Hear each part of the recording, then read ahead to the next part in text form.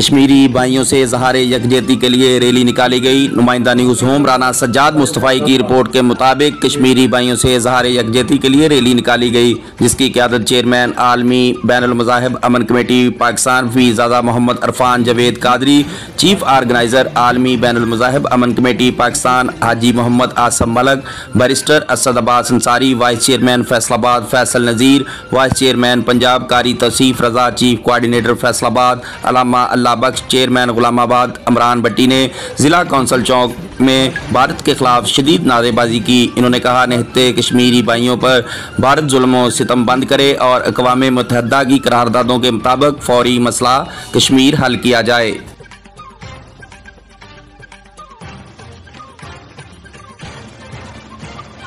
Video सिर्फ Iqbal GFX के user use कर सकता है। मज़ीद वीडियोज़ के लिए हमारे चैनल को सब्सक्राइब करें।